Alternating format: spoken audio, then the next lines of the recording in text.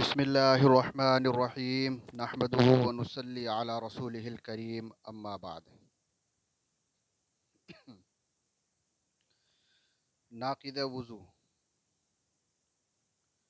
गर्मी के दाने, जो गर्मी में दाने हो जाते हैं, उन दानों को किसी शख्स ने खुजलाया और वो दाना फूट गया और उसमें से पानी निकल गया।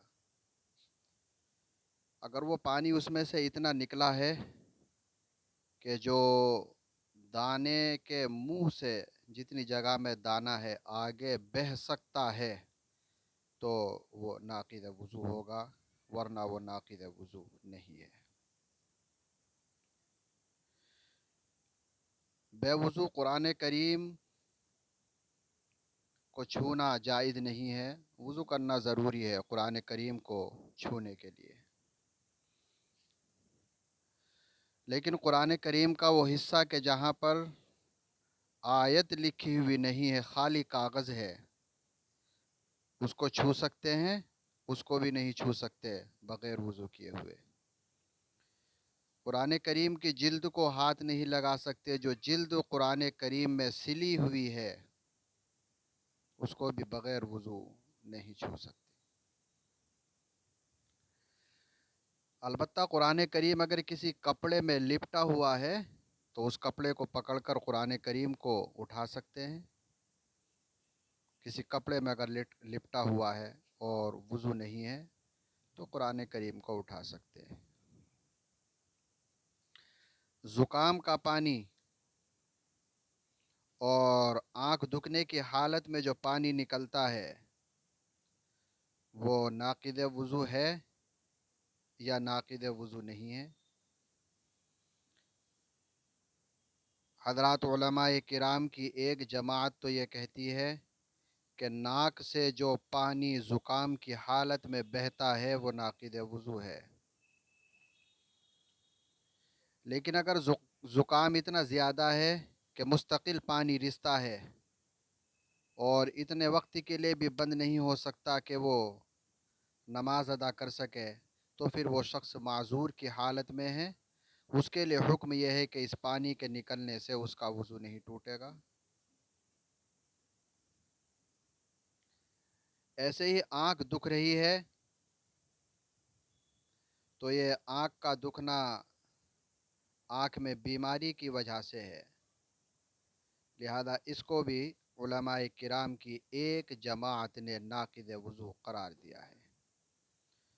उलमाए किराम की दूसरी जमात का कहना यह है कि हमें गौर व फ़िक्र करने से ये बात मालूम हुई कि दुखने की हालत में आँख से जो पानी निकलता है और नाक से जो ज़ुकाम का पानी निकलता है उससे वज़ू नहीं टूटता।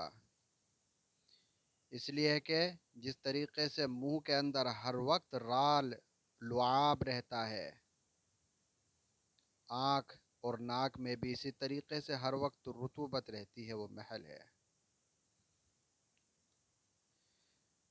मुंह में ज़ख़म होने की सूरत में अगर मुंह से पानी निकलता है और उसके पीप होने का यकीन है और वो खून पर गालिब है तो उससे वज़ू टूट जाएगा, वरना नहीं टूटेगा।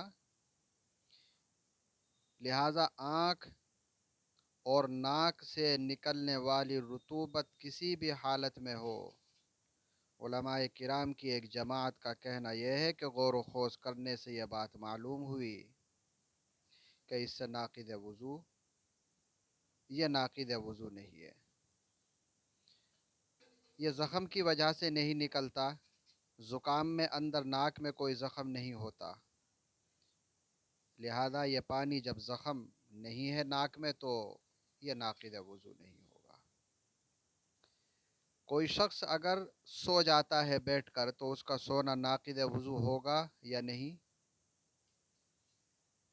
मक़आद ज़मीन पर अगर टिकी हुई है और वो शख्स सो जाता है तो उसकी नींद नाक़िद वज़ू नहीं है।